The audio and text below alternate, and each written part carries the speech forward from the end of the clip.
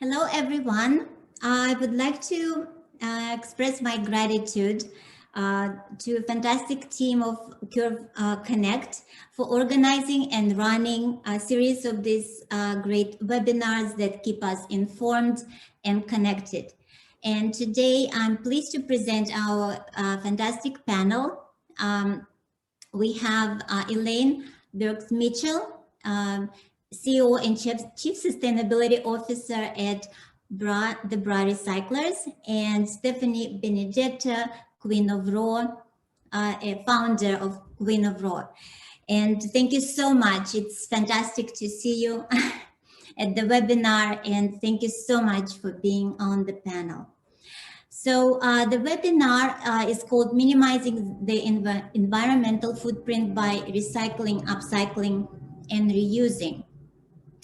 And today specifically, I would love to speak about new way of conducting business, which is not just an entrepreneurship, but a new business model, really, social entrepreneurship.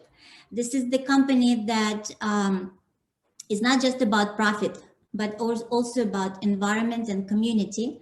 And I would like to celebrate today successful socialpreneurs and their creativity in building their business models, connecting with community, and caring about environment.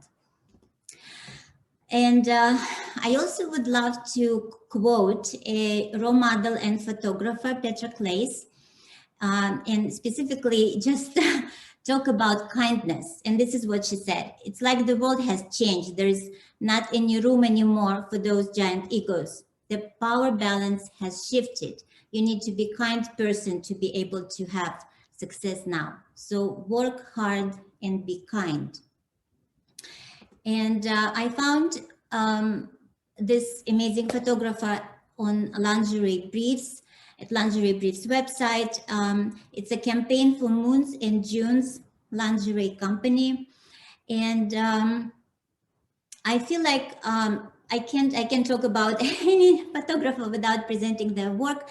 And I'm very fond of this particular way of truthful to life, realistic photography. And I feel like in our new society, this new society we're building, kindness, honesty, and creativity are ways of building a successful business. And this is actually, the brand is fantastic. All items are made of organic cotton, and they kind of support the natural forms of the body. Another interesting thing I wanted to touch up on is that creativity plays enormous role in recycling, upcycling, and reusing processes. And here are creative ways of how companies address this problem, turning old items into something new and exciting. And I love these couches made of bathtubs, really, and they make me feel very happy. And since sustainability now is still performed at the level of initiative, every company really have their own initiative how to address this problem in the United States. Creativity plays enormous role in making this subject fun and engaging. And I think it's also kind of currency on itself and engages our new generation in a fantastic way. So let's talk about waste and in which ways it's being created. So I classified it in 4 different categories. The post-production textile waste, also lace and trims kind of go in this category. There is post-design and development process waste. Of course, we also create waste in post-production goods and post-consumer goods. A lot of that has to do with trial and error and insufficiency in design processes the way they are now. in miscalculation and overestimation of goods that we need. And my next webinar actually will be addressing these problems, and it's called How Technological Innovation Revolutionizes the Intimate Apparel Industry, where we'll meet with new tech companies that help to address this issue. So if you are a designer or a factory, you probably know how much waste is created just within the design development process, but also on the factory floor, all the remnants in cutting, production. And one of the companies took all this waste and turned it into profit. It's this fantastic startup, Fab Scrap, is located in New York, and they've been operating for a few years. They collect all these scraps, remnants of fabric, and either recycle it or sell it in their store. And it's amazing to see lingerie companies, intimate apparel companies like Hanky Panky, Comar, and L Brands joining this their portfolio of brands. And these are famous black and brown bags where they separate waste, so no proprietary information gets ever resold. So the content of black bags with proprietary information only gets recycled, and the brown bags gets resold, recycled, or reused. Let's go now and celebrate companies that address post-production and post-consumer goods. And there are fantastic enterprises like Real. It's a online global consignment store.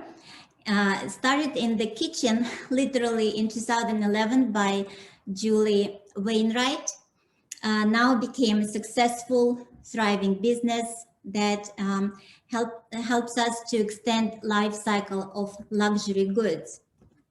And this is a fantastic company. They collaborate with many brands, Burberry, Stella McCartney, Gucci. Love their marketing campaign, how they call their goods pre-loved and not used, which is a very optimistic way of addressing. They also created a sustainability calculator. It's one of their creative initiatives, and they encourage their consigners as well as buyers in a way of the positive impact they create. Exactly, they give them numbers of liters of water saved as well as carbon emissions. ThreadUp is another company. Sorry, it's a online thrift store where you can find thousands of items, pre-used, pre-loved items, and you can buy them at great discounts. And also, I found many items in addition to ready-to-wear. There are activewear, sleepwear, loungewear items, and swimwear. Rent the Runway is a company that lets you not own any property, any goods, and just rent them. And I love to see PJs now in their assortment, where you can lounge and work from the comfort of your own home in style. And I was a customer also of this company, and the attention to details, the whole entire process was so pleasant. And I'm a stickler for perfect process and efficient practices. And I was absolutely amazed with how they do absolutely everything. So in our next segment, I would like to speak about post-textile, utilizing of post-textile ways in really creative ways of doing it. And of course, lace is a very important part of lingerie industry, designing. Yousberry actually pointed me to this fantastic German company that produces Textronic and Jacquardtronic laces, utilizing Rochelle machinery built by Karl Mayer, which is famous for their efficiency. And I just absolutely love the creativity that they address a whole process of their lace creation, but also lace reusing and upcycling. Their images speak by themselves and engage their customers in a new way, really. And they're done by fantastic photographer Anna Jarosz that creates all their photography. And here they create, I think, a whole new level of respect for for these items, as they show them as they're almost alive and kind of moving in the sunlight. And these are Rochelle machines that are extremely efficient uh, and allow control, so much control of operation, that quality of lace that comes out is very high, which is also currency on itself, and supports by less but better mindset. I found out about I kind of found out about this company in detail when I wrote about them for Lingerie Briefs magazine, and they are just fantastic. Not only they utilize, as designer, I fell in love with their laces because their contents are 100% recyclable. I mean, made of recycled goods. Like they utilize yarns like Roika by Asaki Kase, which is recycled stretch, or recycled polyamide called Qnova. Other fantastic yarns like organic cotton, Tencel, Naya by Eastman. All of these are sustainable yarns, and any brand that deals with this particular company can be absolutely sure that all laces are produced with highest standards of environmental law. No chemicals are released into the ground. But what absolutely not surprised, but made me even happier, is their upcycling company-wide initiative. And they are absolutely, they care about every single yard of lace produced. So they have this whole collection of scarves and accessories, gloves and cuffs and masks, utilizing any type of ramlin that they have left from development process. And they are sold on their website. And this is their holiday collection. But also they advertise and they open to access to, for small brands and indie designers, a collection of stock laces, which also can be easily bought or at shopchantilace.com. And they are extremely honest about why they have these overages. And I think that honesty and transparency are huge in the process of engaging with new consumers and designers. So they produce, they have to produce about 1,000 yards every year of the lace on their machines. And this is absolutely perfect laces. And now, instead of, kind of getting rid of them and these laces filling up landfills, they make sure to sell them and open their stock to small designers and brands. But I also love their engagement with the community.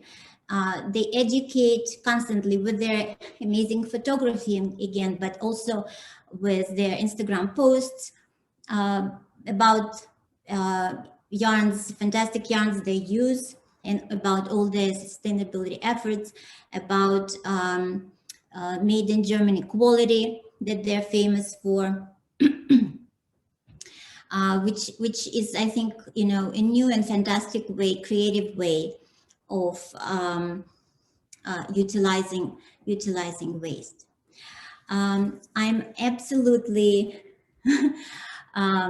it's my honor to present and to speak about company Queen of Raw, and as a somebody who was involved in keeping fabric stock from landfill. And working with Stephanie, I have to say that it's absolute pleasure, and there is no order that is too small or too big. Customer service is excellent, and it's very pleasant and easy to be a customer, but also a seller on Queen of Raw. So Queen of Raw is it's a global library of dead stock which could be purchased online. And here I just want to show the website. It's super convenient and lets you get to the particular fabric and category very quickly. They have a sustainable range, and this is information that you get, the full transparency about all the materials. Amazing stock from all over the world, different categories of wovens and knits. And I absolutely love, very daring and unusual campaign, advertisement campaign of Queen of Raw. Again, engaging younger community and our millennials, Gen Zs into this process. But I also want to point out how important it is to showcase our good examples. Let's say, you know, for some designers to showcase what is possible to do out of that stock. And this amazing lounge set is made by designer Shop Mia New York, which looks fantastic. And I encourage all designers to utilize dead stock as much as possible. I would like also to point a social outreach of Queen of Raw. And one of them is collaboration with Indian artisans. And we know how hard they were hit during COVID-19 crisis. And this collaboration allows them to, you know, get rid of unsold textiles in a very good way. This is collaboration with Simply Compass, which is a global dead stock library. And Queen of Raw it's powered by Queen of Raw and featured at Vogue Business. And at this point, I give stage to Stephanie. I will stop sharing at this moment. Let's see how it can do that. And Stephanie, thank you so much for being a panelist. Thank you, Asi, for the beautiful, kind words and all the support. It's been an honor and a privilege to work with you on this mission and on this vision. And it wouldn't happen without our community, including you. So thank you very much. Really thrilled to be here, to be speaking with you all. Asi's done an incredible job, obviously sharing who we are and what we do, but wanted to kind of present to you in a few minutes a little bit about both why I started doing what we do and the impact that you can have as part of this community, and really why I believe this sets us up for the future supply chain. I mean, coming through obviously pandemic and trade wars, it's important that everyone is obviously healthy and safe first and foremost, but beyond just that, in our industry and in our professional lives, what does the future look like, and how can this movement and what we're all talking about support that future? So I'll share my screen now and we can walk through it together. So, you know, to start, I obviously wanted to start with, like our name, Queen of Raw, a simple but kind of a bold question. Are you naked right now? And you're obviously not, right? Because you're using fabric. It's clearly everywhere. It's the clothing on our bodies. It's the material on our chairs, the inside of our cars, the carpet under our feet. So it's obviously where it's supposed to be, clearly covering things like us. But guess what? As Asi just mentioned, it's also where it's not supposed to be. Every single year, about $120 billion with a B worth of unused fabric just sits in warehouses collecting dust or being burned or sent to landfill. And based on this image, you know, you might think we're just talking about scraps off a cutting room floor. And don't get me wrong, we do work with Fab Scrap and others, and we sell scraps by the pound. but we also sell up to hundreds of thousands of yards to millions of yards of perfectly good fabric in mint condition, still sealed on rolls. And for some of our customers, this unused fabric actually eats up to 15% of their bottom line in just 1 year. And so at that volume, right, waste isn't just environmentally irresponsible. I like to say it's a CFO issue. And this waste is obviously occurring now more than ever. Closed stores, canceled orders, right? Missed seasons and collections. And it's not just hurting our pockets, it's also hurting your drinking water. And I won't go too much into the statistics because I know a lot of us are aware of it, but this is what inspired me and why I do what I do. This is an image showing a river in China running red because of contamination from textile dye. So just one interesting statistic to keep in mind, if we continue at the current pace of textile production, by 2025, 2/3 of the entire world's population will face shortages of fresh water and be exposed to hazardous chemicals from textile production alone. So we're not talking about 100 years from now. We're not talking about 50 years from now. We're talking about today, and we're talking about on our shores. So by some accounts, right, the fashion industry is the second biggest polluter in the world, sitting behind oil and agriculture, which is it also contributes to. But that also means that fashion has the power to solve the world's water crisis and the climate crisis because of the actions that you take and the decisions that you make as a personally and what you do professionally. And so I really hope that message carries through and inspires all of us to do things in the way I think we can build for the future we all want. How did I get into this business? I'll just give you a quick little snapshot. This is a picture of me with my great-grandfather, Pappy. In 1896, he came over on a ship from Austria. He landed at Ellis Island, and he settled into the Lower East Side of New York. He was an immigrant chasing the American dream, and he had to figure out, how do I make a living for my family, right? What do I do? So he found materials and supplies nearby, old fabrics and furs and materials immigrants had brought over on the ships with them, but they weren't using anymore. And he would repurpose them by hand into the most beautiful fashion garments with minimal waste and minimal toxins because his bottom dollar depended on it. And he sold these finished goods to local customers. And it was an incredibly profitable, successful business. Many of his fur coats I still wear today. And I mention that because I grew up around him hearing the stories of the old school ways of doing business. And he didn't talk about its sustainability, but at the end of the day, that's very much what it was, right? It made sense for people, it made sense for planet, and it made sense for profit. And so, of course, today's supply chains are so much more complicated. We know, right? Hundreds of steps across the globe, metric tons of water, chemicals, crops, and oil used in the process. But our vision with Queen of Raw is how can we use technology to get back to the way my great-grandfather did business. And so that's really what inspired me and why I do what I do. I'll just show you briefly, as Asi mentioned, we've built a marketplace where anyone from a student maker, crafter, quilter to the biggest brands and retailers in the world can buy and sell their unused textiles, keep it out of landfill and turn what would be pollution into profit. Quickly and easily search what's hot, what you saw at New York Fashion Week, right? Find what you want in Google, get directed quickly to us and see what is available, the price points, the volumes, and where in the world. You can even create inspiration boards and mood boards with all of our dead stock so that ideation, right? You can start using these sustainable materials and then purchase everything in the shopping cart from all over the world with the click of a button. And that's really our goal, make these materials quickly and easily accessible to you at your fingertips and digitally. To date, I'll just give you a few metrics. You know, we've saved, if you wonder whether your decisions and your actions can make a difference, they can. Here are some highlighted images on the map of where around the world we've already had a big global impact.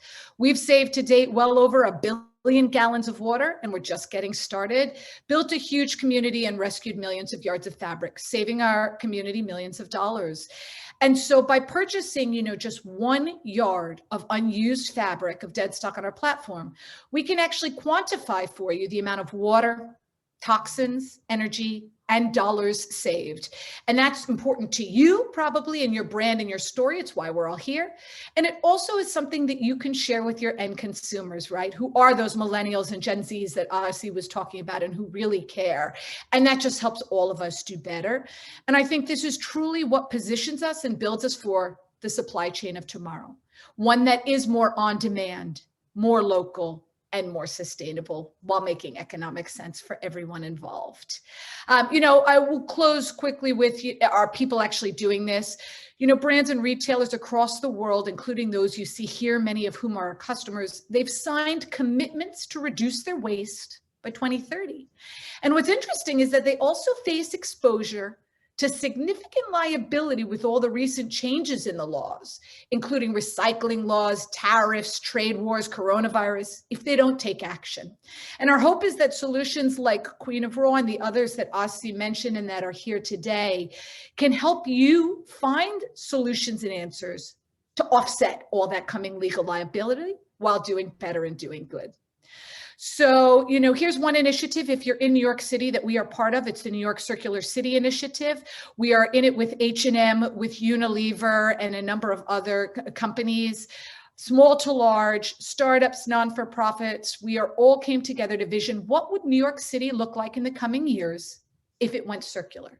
What would be the changes in laws we would need? What would be the solutions we need? And we created a white paper with how many jobs and how much money can be created and saved by this happening in the coming years. So if you're interested in learning more, please check it out and feel free to reach out anytime. Here's my information. I'm doing what I'm doing for my children. I want them to have clean water to drink, clothes that aren't toxic to wear, and a planet to live on. And I know that, like my great-grandfather Pappy coming to America, wanting a better world for his family, we all do today more than ever, and that we can all be a part of the solution and turn pollution into profit. So my name is Stephanie Benedetto, and I'm the Queen of Raw. Thank you so much, and excited to share more and help in any way. Stephanie, thank you so much. I heard listened to many of the podcasts and so many of your webinars. Absolutely love when you present and talk about your company. I have a question for you. I've been approached many times by different podcast hosts and to speak about scaling, or in many cases aggressive scaling of the business, and there are many different opinions about that. And for instance, there is also opinion, and I heard it at Premier Vision by Tara St. James, the founder of Resource Library, where she said, well, not everything needs to be scaled. However, if we do, yes, and I think it was a fresh opinion. But also, if we do want to scale, how, in your opinion, companies can be scaled responsibly? Yes, and I love Tara, and I am a big fan of her, and we're very good friends and colleagues and have worked together. I will also respectfully disagree with that. Yes, not all businesses need to scale, but you are, whether you're small or large, you are a business, and you have stakeholders to answer to, whether that's investors, your customers, the community at large. You're building a for-profit business. You can be for-profit with a strong social mission. And so for us, and for my business, core to us is how we marry valuing people and planet with profit and the economics of the model. And so, I think looking at what we're doing in the fashion industry, unless we're all going to be naked, we're going to need to wear clothes, and we're growing in population size. Just how we make those clothes and how we consume them is what's shifting and changing. And part of the reason we built the Queen of Raw model the way we did is I believe this can be a massively powerful, large, scalable solution. We want to build Alibaba done right, and we want to help our community of designers be the next biggest and greatest designers of the world. And so by building the economics into the model the way we did, sellers make money selling this waste, right? And freeing up their costly warehouse space. And buyers make money buying these resources quickly and easily at a discount and located away from areas impacted by disruption and reducing shipping all over the world. So it becomes a win-win from both sides economically, while also doing good for people and planet. And so I think that, brands and retailers can grow, can scale, and that sustainability absolutely also means economic sustainability, and that the future is going to be business models that don't have to say that they're sustainable. It's just the way good business is done. And that's where I'm really excited to get. And I think there are great examples like Kering, who obviously published their incredible EP&L reports, giving you the blueprint and showing you how a multi-billion-dollar corporation can be sustainable while saving and making more money. And that's key and integral to how Queen of Raw thinks about the business and how big our partners are that we're working with. So part of the fun is that technology can do that. Technology can help these businesses scale. Once you know and digitize more information in your supply chain, you can see and understand behaviors that were inefficient and unsustainable and do better while doing good going forward. And that's what we're excited to power. And it's kind of why, in addition to our marketplace, we built some enterprise software and tools to help our big businesses scale and do it well. Absolutely. Thank you. Well, in a way, I feel like if you are a brand, you can be both. You can be buyer and seller on your website, right? Because there's always, in a way, turning the business into circular, without producing really any more textiles. Right. And this is improving the bottom line, of course, but it's also improving your top line, because now you have a sustainable story to tell. And some of our enterprise customers have seen 3 times the conversion rate in their online direct-to-consumer business just by talking about doing a collection out of dead stock and being sustainable. So powerful opportunities for businesses to unlock value in dollars, surviving today and thriving tomorrow, but while doing good. Absolutely. And I know that you are you are for-profit business. You are a private company, and I know that it makes you enables you to do things in a I guess more intense way in terms of business.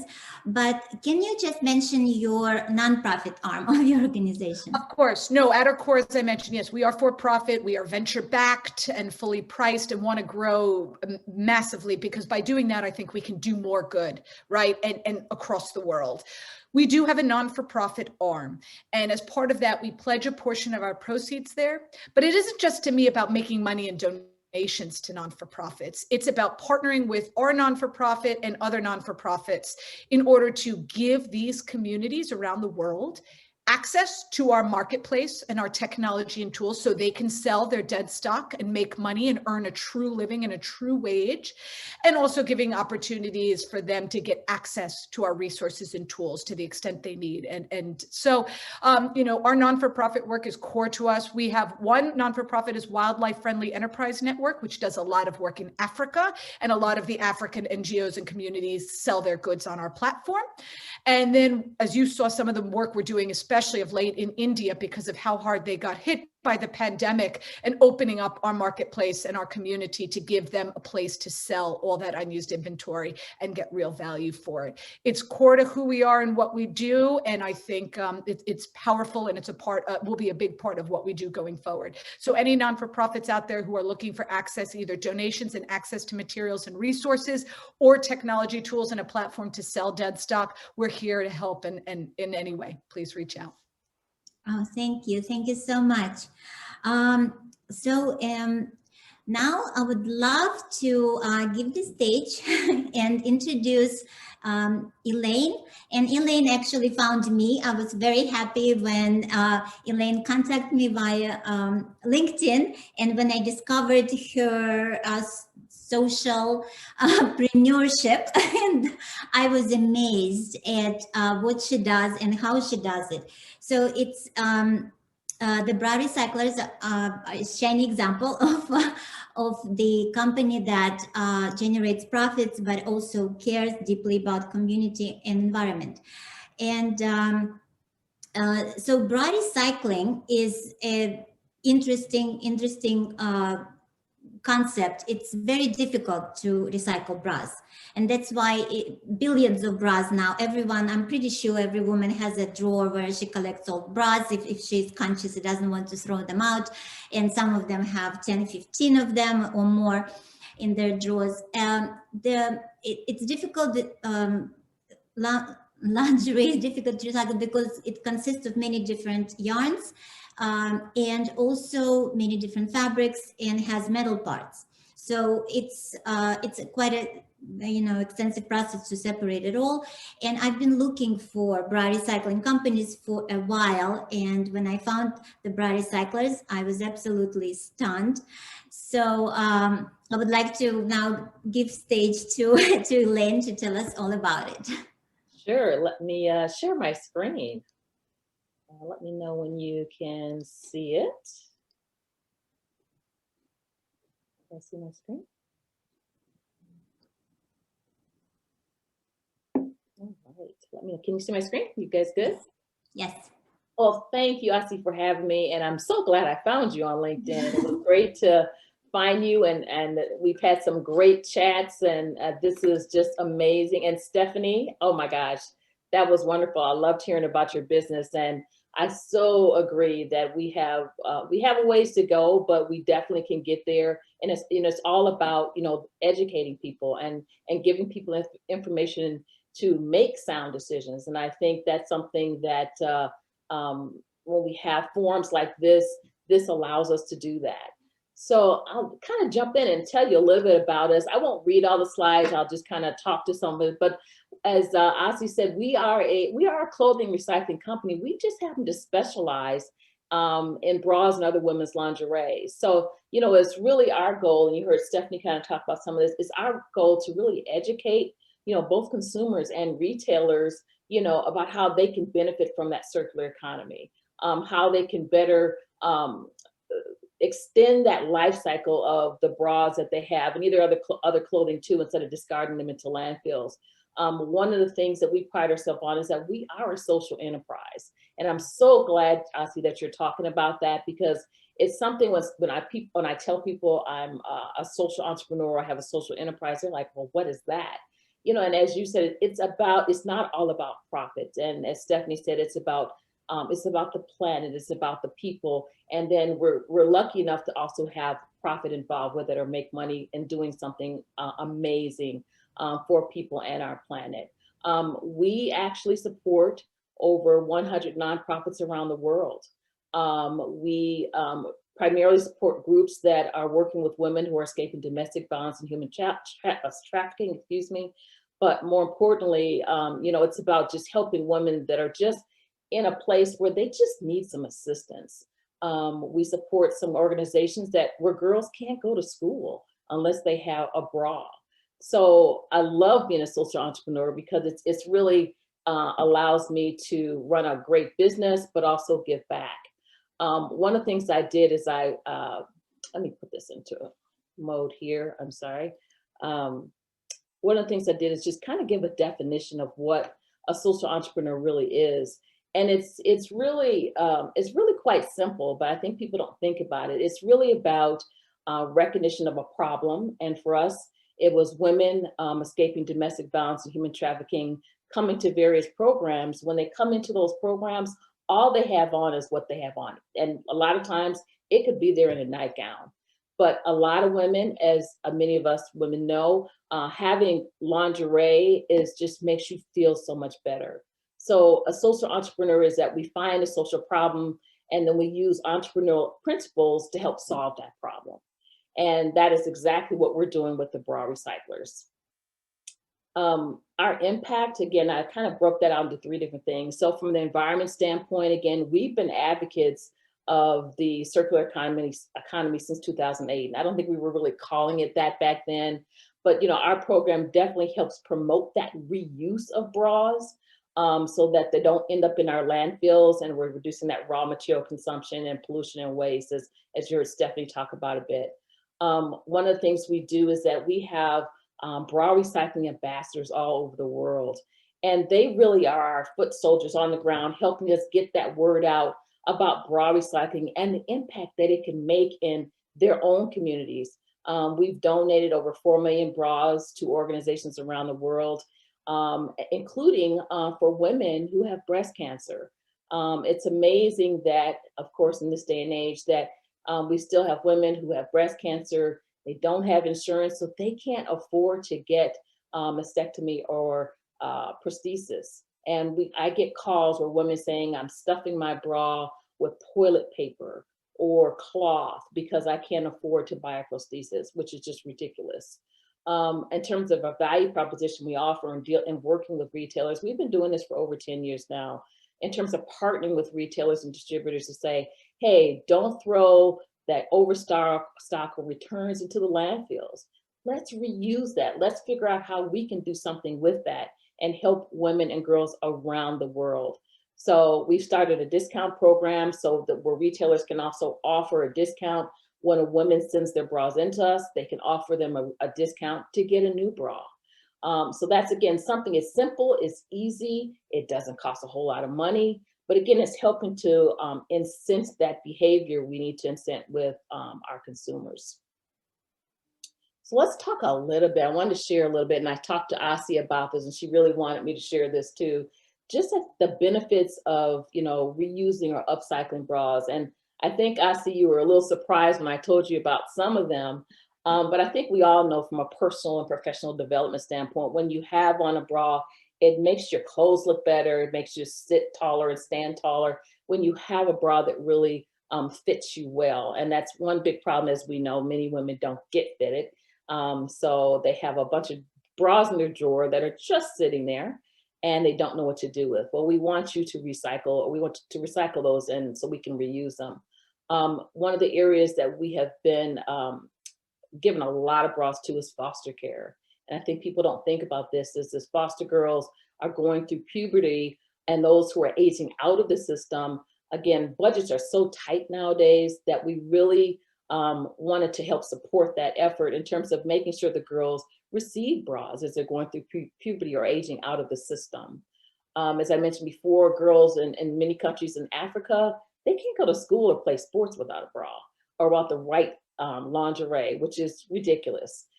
So we do support those efforts. Health and wellness. Again, as I stated, there are many women who don't have insurance, and so they can't afford a mastectomy or prosthesis. So we make sure that when we get those in, we work with a local organization here called Impact One, and they make sure that women who don't have insurance or can't afford them will get those bras and other and prosthesis and other supplies that we typically will get in, like the sleeves or wigs. This one, I think a lot of people don't think about, is safety and security. As we talk to people who've received our bras, I think one of the most impactful ones that I heard was that it is a rape deterrent. And I think as a woman, we don't think about that. But if you are on the street, your chances of being abused or raped is very high. So as a woman, you want to hide that. You don't want to be seen as really very feminine on the street. You're trying to hide your breasts so that you won't be attacked. So that is huge. And I think a lot of people don't think about that. Breaking cultural barriers and traditions. Again, another thing that I think when you think about a bra, you don't think about this, but in some countries, again, they're restricted to go to school. But one of the most profound stories I think I heard is that it is breast ironing, the practice of breast ironing, which is a tradition in many African cultures, where as girls come into puberty, a hot stone is used to iron down their breasts and flatten their breasts. And again, the mothers or grandmothers thinking that this will help keep them safe from being abused by not showing their breasts. So we're working with an organization that we're providing bras, and they're going out and trying to educate the community that, hey, as a girl begins to go into or gets into puberty and starts showing, let's get her in a bra versus going through this practice of taking a stone and ironing her breasts. It's pretty horrific to see a tape on that. So the challenge, I think, and I know Stephanie talked a little about some of this, particularly from a retailer standpoint, is that consumers are increasingly demanding retailers to have a position on sustainability.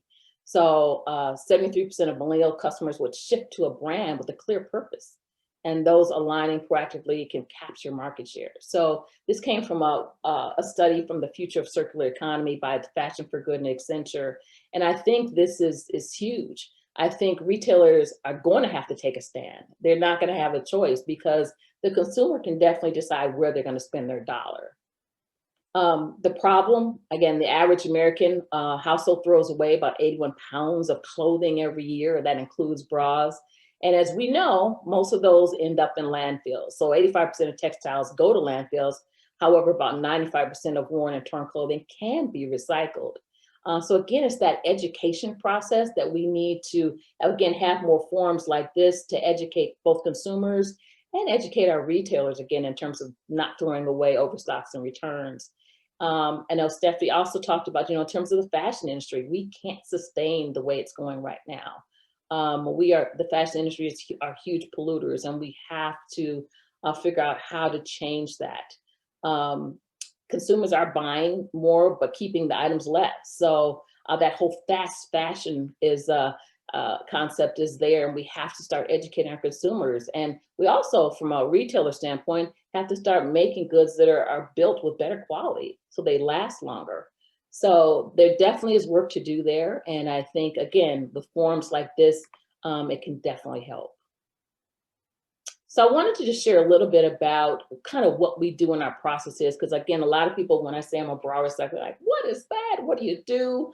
So it's pretty simple. We either get bras directly from our consumers who will mail them into us, or directly from retailers or distributors. So we'll also have take back programs or send us their overstock and return. So all of those come here to Phoenix. We have a warehouse here. We will actually sort the bras. We'll sort them into different quality, whether they're new, gently used, or worn. We get requests from over 100 nonprofits in terms of bras for their ladies and their programs. So we will actually ship them to them for free. So as long as we have their sizes and we have inventory, we make sure we ship out bras to those organizations. So there's usually never a time where we can say, no, we don't have anything. We will make sure that if they have a request for bras, that they will get those bras. We also work with clothing exporters and textile recyclers. So they will purchase our excess bras and lingerie that are coming in, and they ship around the world. So we primarily ship out to Mexico, Central America, South America, Africa, various countries in Africa, India, and the Middle East. So they go all around the world.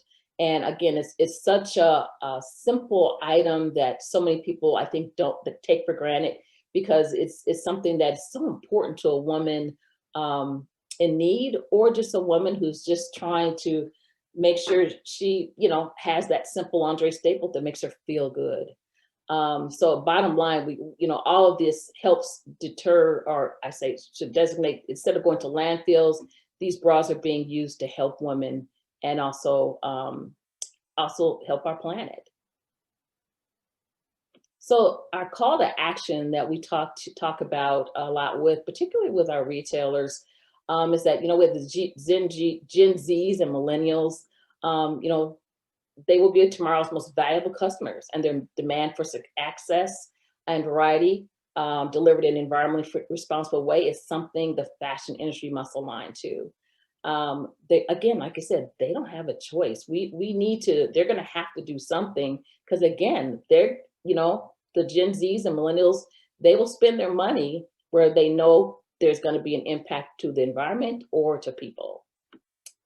So an action plan. We want people, again, to focus on the reuse. We want to partner with you to extend that life of bras, via your overstock and returns. Start a recycling program. We definitely want to, reshape. We want to reshape the perceived value of used bras by offering incentives to recycle, like discounts or take-back programs. And I like the word pre-loved. I like that. I'll have to start using that. And then again, we just want to see retailers and consumers recommit, help set the standard in the retail industry to commit to reducing their carbon footprint while also supporting women and girls in need. So definitely would like to work more with retailers and get the word out. So our team, I think I've mentioned, I am Elaine Burks Mitchell. I am the CEO of the company and the founder.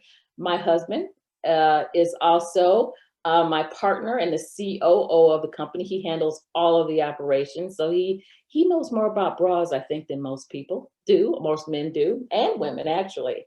But as a social entrepreneur, one of the things we do, we work with Tori Rogers, which is he's the president of EpiHab. And as a social enterprise, one of the things we want to make sure we're doing is that we're giving back in all ways. So we actually contract with Tori, his team, to hire staff to do all of our sorting. So EpiHab is a company that works with individuals who can't work in a normal workplace. So they might have epilepsy, some other challenge, a physical challenge or mental challenge, but they can do simple things. And so, you know, the partnership with it has been amazing. And it's been, you know, I think it's been something that gives them a purpose also. They also know that they're helping others. So that has been an amazing partnership that we've had with them for several years, and we will continue to have that. They work with other businesses to help in terms of, you know, doing certain tasks, but we just love what we do with them. And it's another way that we're giving back as a social entrepreneur. So that is what I have. My contact information is here on the screen. So you can always contact me or visit our website at browrecycling.com or give me a call. And I'd love to talk with anyone about how to start a recycling program with their bras and other lingerie that we'll take too. Thank you so much, Elaine. Oh my God, you touched up on so many subjects, and you're doing such an amazing work with connecting. And this is I feel like a new way of doing business. It's connecting with different people. There is not like a straight way or known way anymore to do business. It's being creative. It's being creative, building new connections, working with the community, and just finding new ways of doing that. And sometimes it's even hidden ways of you know, kind of engaging into sustainability, and but not necessarily direct one. So, you know, it's like with everything you do, it has very positive impact, but we don't hear, you know, sustainable all the time.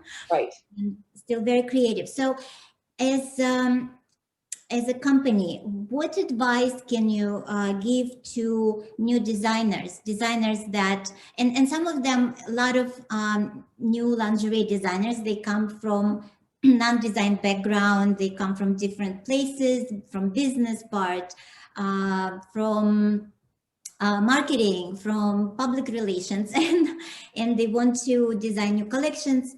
What advice would you give them?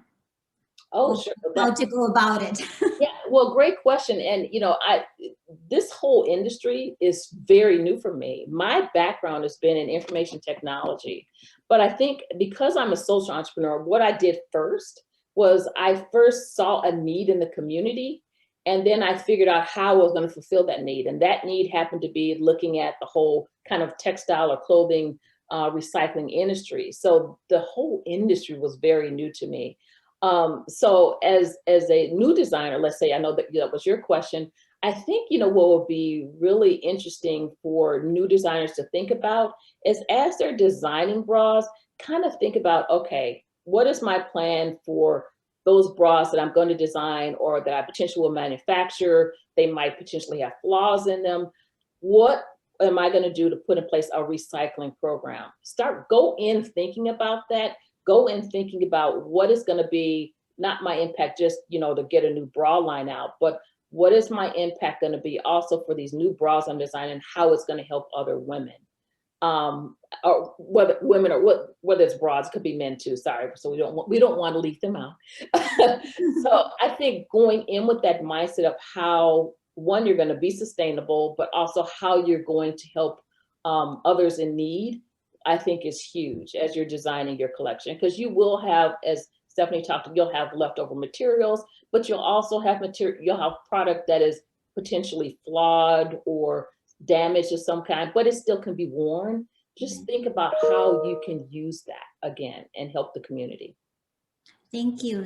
And also, I think that it's important to think of what the components. I think when designers start to design, I feel it has to be a responsible process that they will think through the entire life of the garment, and not just because before, and I guess a long time ago, we when we designed, our end I think operation was selling our product to retail stores.